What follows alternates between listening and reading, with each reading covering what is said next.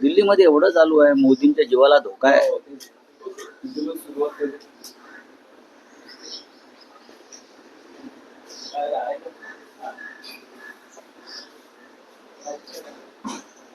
बघूया जरा जनतेला दिसा. हा बोला. रावसाहेब, काल संसदेत राज्यसभेत नरेंद्र मोदींनी भाषण केलं आणि त्याआधी लोकसभा अध्यक्षांनी एक माहिती दिली की लोकसभेत मोदींना धोका होता. काही काँग्रेस खासदार त्यांच्या आसनाभोवती येऊन त्यांच्यावर काही हल्ला किंवा काही निदर्शनं करण्याच्या तयारी, म्हणून त्यांनी लोकसभेत भाषण केलं नाही. हे बकवास आहे. आम्हाला पार्लमेंट नरेंद्र मोदी यांच्या आधीपासून आम्ही पार्लमेंटमध्ये आहोत. मोदी दिल्लीत नंतर आले. आम्हाला पार्लमेंट माहिती आहे, संसद माहिती आहे, संसदेच्या आचारसंहिता माहिती आहे, नियम माहिती आहे. हा प्रखर आंदोलन झालं. मोदींना कोणापासून धोका आहे? खासदारांपासून, काँग्रेसपासून. ज्या काँग्रेसनं देशाच्या स्वातंत्र्य लढ्यामध्ये सगळ्यात मोठं योगदान दिलं, बलिदानं दिली, तुरुंगवास भोगला, त्यांच्यापासून, आणि त्यातूनही पार्लमेंट निर्माण झाली. आणि त्या पार्लमेंटमध्ये मोदींना धोका असं जर कोणी म्हणत असेल तर ते अत्यंत बकवास आहे. खरं म्हणजे या देशाला जर कोणापासून धोका असेल तर तो मोदी सरकारपासून धोका आहे. तो मोदी सरकारपासून धोका आहे. काँग्रेस पक्षानं इंदिरा गांधींना गमावलं अतिरेकी हल्ल्यात, राजीव गांधींना गमावलं अतिरेकी हल्ल्यात. लक्षात घ्या, देशासाठी सर्व धोके पत्करून ते जनतेत गेले आणि त्यांच्यावरती हल्ले झाले. मोदी असं कधी तुम्हाला करताना दिसले आहेत का? किंवा भारतीय जनता पक्षाचा एखादा नेता ज्याने देशासाठी बलिदान दिलेलं आहे, साहस दाखवलेलं आहे. मोदींपासून देशाला गेल्या 10 वर्षात जो धोका निर्माण झाला, त्याच्यामुळे असंख्य निरपराध माणसं मारली गेली, काश्मीरपासून मणिपूरपर्यंत. आणि हे राजकारण करत बसले. मोदींमुळे देशाला सगळ्यात मोठा धोका आता निर्माण झालाय, देश गुलाम होण्याचा, अमेरिकेचा. ज्या पद्धतीनं नरेंद्र मोदींनी ट्रेड अमेरिकेशी व्यापार करार केलेला आहे, त्याच्यामुळे हा देश गुलाम झाला, देशाला धोका निर्माण झाला गुलामीचा. त्याच्यावरती ओम बिर्लांनी बोलायला पाहिजे, लोकसभा अध्यक्षांनी बोलायला पाहिजे. खासदार वेलमध्ये उतरले म्हणून प्रधानमंत्र्यांना धोका निर्माण होऊ शकतो, हे हास्यास्पद विधान आहे. यापूर्वी सुद्धा भारतीय जनता पक्षानं मनमोहन सिंगारपासून ते नरसिंह रावापर्यंत, राजीव गांधीपर्यंत अनेक प्रधानमंत्र्यांसमोर अशा प्रकारचं आंदोलन केलंय संसदेमध्ये. तेव्हा ते कोणी म्हणाले नाहीत की आम्हाला खासदारांपासून धोका आहे म्हणून. अजिबात नाही. हे डरपोक सरकार आहे आणि या देशाचा प्रधानमंत्री या जगातला डरपोक नंबर 1 आहे. कसली 56 इंचाची छाती, खासदारांना घाबरतात आणि म्हणतात माझी 56 इंचाची छाती. तुम्ही गुडघे टेकलेले आहेत प्रेसिडेंट ट्रम्प समोर, कसली तुमची 56 इंचाची छाती म्हणताय? रावसाहेब, तुम्ही आता भारताने अमेरिकेसोबत जो व्यापार करार केला आहे त्यावर म्हणाला, तुम्हाला असं वाटतं का की नरेंद्र मोदींनी कुठल्या दबावा अंतर्गत हा व्यापार करार ट्रम्प यांच्याशी केलेला आहे? आपण एपिस्टेन फाईल मधलं मोदी यांच्या मंत्रिमंडळातले एक मंत्री हरदीप पुरी आणि एपिस्टीन आणि त्याच्या लोकांशी झालेला संवाद जो रेकॉर्डवरती आलेला आहे, तो पाहिल्यावरती तुमचं खात्री पटेल की मोदी सरकार सेक्स कांडामध्ये अडकलेल्या आणि शिक्षा झालेल्या एपिस्टेन बरोबर किती नाजूक आणि मधुर संबंध ठेवून होतं. कशासाठी? हरदीप पुरीनी आपल्या पदाचा गैरवापर करून एपिस्टेनच्या लोकांना भारतात येण्याचा व्हिसा प्राप्त करून दिला. हे मोदींच्या संमतीशिवाय झालंय का? नरेंद्र मोदींचा वारंवार उल्लेख आहे, त्याच्यावरती आम्ही बोलणार नाही. राहुल गांधी सक्षम आहेत बोलायला. पण इतर लोकांची जी नावं येत आहेत मोदींच्या आसपासच्या मंत्रिमंडळातल्या, त्यांच्यावर तरी मोदींनी कारवाई करावी. त्याच्यावर तरी कारवाई करा. बिल गेट्स आणि त्याच्या पत्नीचा संसार का मोडला? आपण वाचलत का, ऐकलत का? जेव्हा बिल गेट्सच्या पत्नीला कळलं की बिल गेट्सची एपिस्टन बरोबर, जेफ्री एपिस्टन बरोबर संबंध आहे आणि जेफ्री एपिस्टनचा धंदा जो आहे हा लहान मुलींना फूस लावून पळवणं आणि जगभरातल्या राजकीय नेत्यांना त्या मुलींचं शोषण करू देणं, हे जेव्हा मिसेस बिल गेटला कळलं तेव्हा तिने आपल्या नवऱ्याशी घटस्फोट घेतला की अत्यंत निर्घृण आहे आणि त्याच पद्धतीचं संशयास्पद वातावरण आपल्या देशातल्या मंत्र्यांविषयी निर्माण झालेलं असताना अजूनही ते मंत्री आणि ते लोक या देशावर कारभार करतायत, राज्य करतायत, हा फरक समजून घेतला पाहिजे. एपिस्टन फाईल नंतर डायरेक्ट कल्याण डोंबिवली तिथे पण एपिस्टन आलाय का कोणी? जेफ्री तिथे जेफ्री आहेत खूप म्हणून सांगतो. महाराष्ट्रातल्या भाजपात आणि इतर पक्षात सुद्धा खूप जेफ्री एपिस्टन आहेत. राऊसाहेब, राज्याच्या राजकारणातले काही विषय आहेत, राष्ट्रीय राजकारण आपण राज्यातल्या राजकारणावर घेऊया. पुन्हा एकदा राष्ट्रवादी काँग्रेसच्या विलिनीकरणाबाबतीत अनेक मुद्दे समोर येत आहेत. रोहित पवार असं म्हणालेले आहेत की 9 फेब्रुवारी नंतर ते एक पत्रकार परिषद घेणार आहेत आणि नेमकं विमान अपघाताच्या वेळेस त्या विमानात काय घडलं याची इत्यंभूत माहिती ते देणार. बघा, रोहित पवार हे पवार कुटुंबातले एक महत्वाचे घटक आहे. अजितदादा पवार हे त्यांचे काका आहेत.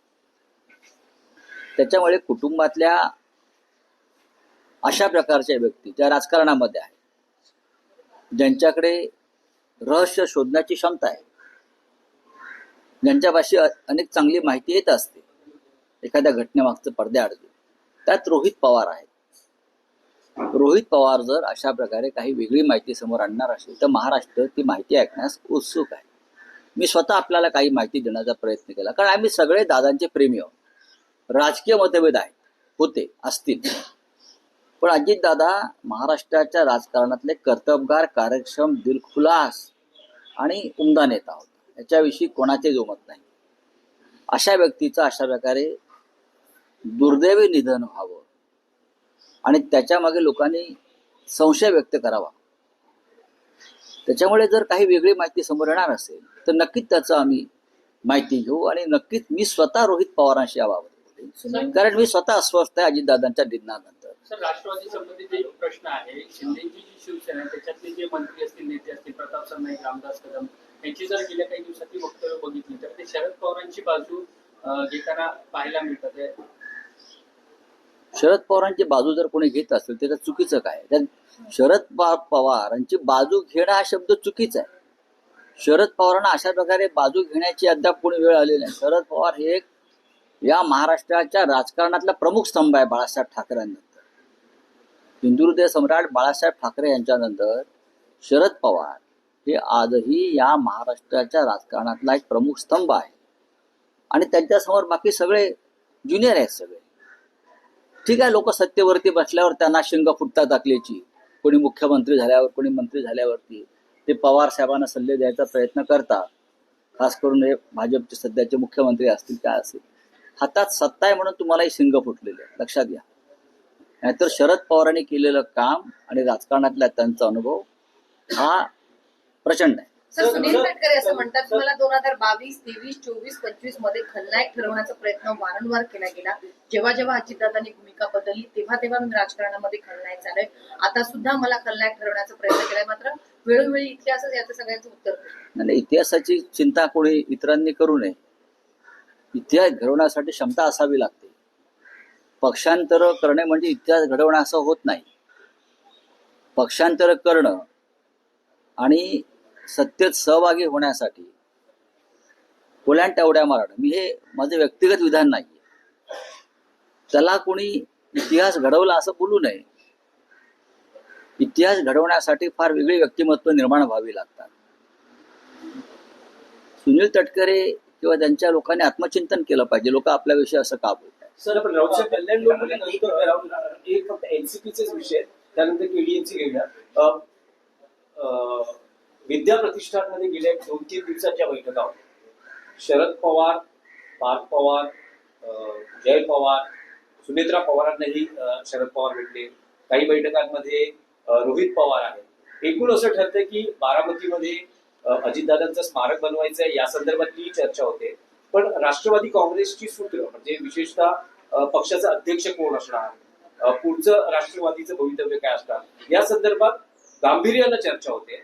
रोहित पवारांनीही काल मत व्यक्त केलेलं आहे की सुनेत्रा पवारांकडेच राष्ट्रवादी काँग्रेसची सूत्र असावी.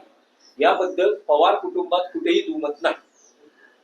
म्हटलं पवार कुटुंबात दुमत नाही हे जर रोहित पवार सांगत असतील तर त्याच्यावरती कुटुंबाबाहेरच्या व्यक्तींना का मत व्यक्त करावं.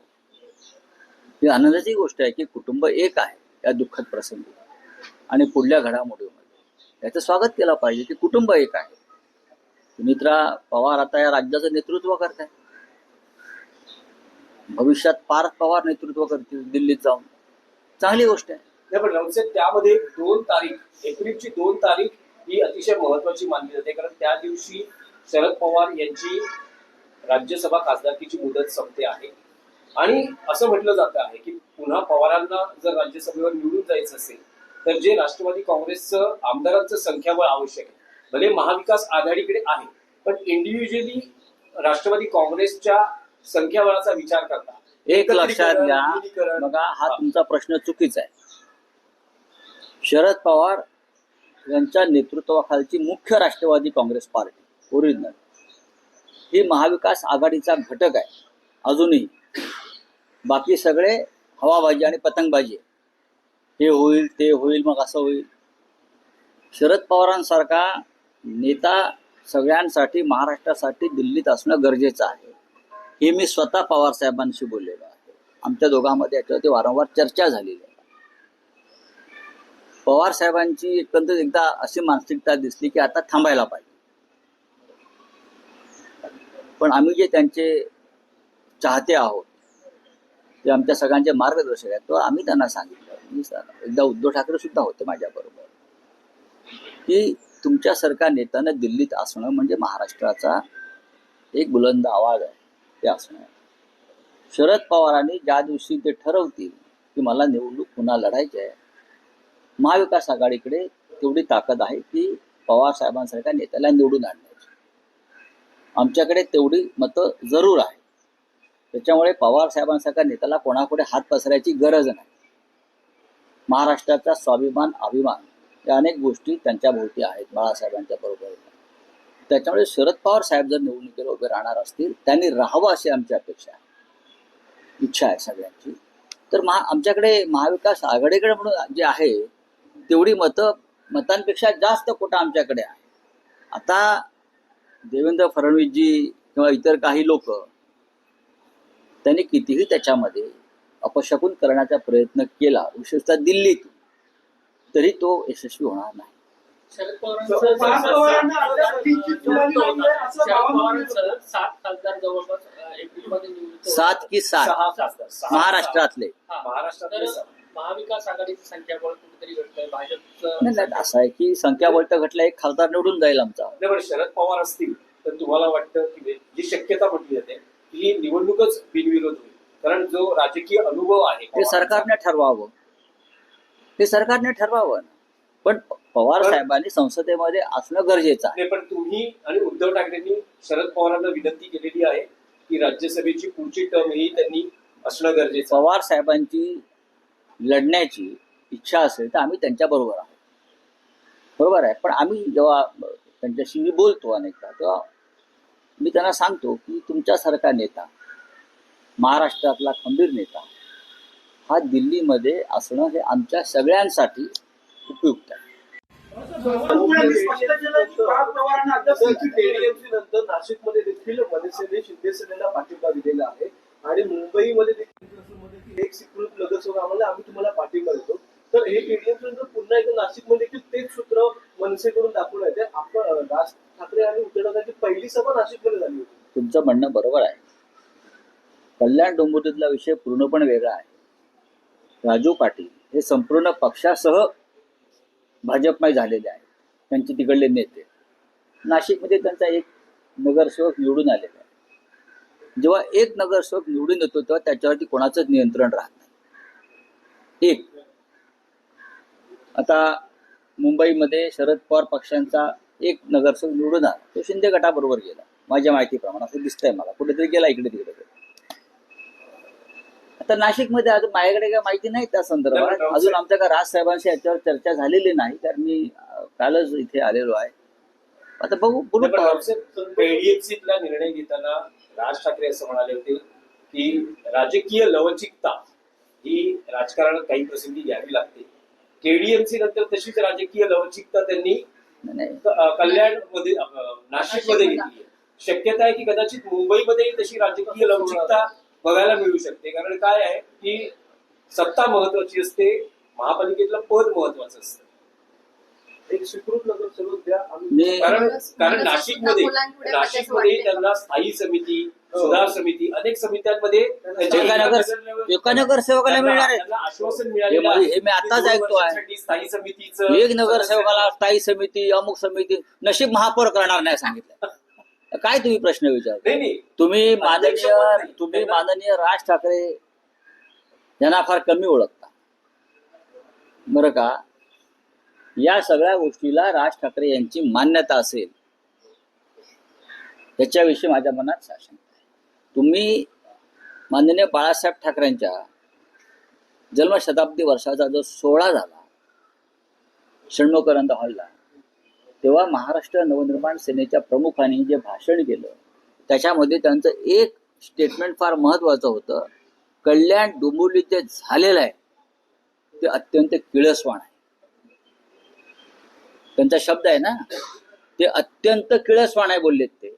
त्याच्यामुळे याच्यामध्ये त्यांच्या भूमिका स्पष्ट आहे. रावसाहेब, संजय शिरसाट यांच्या नाही अडचणी सोडून द्या.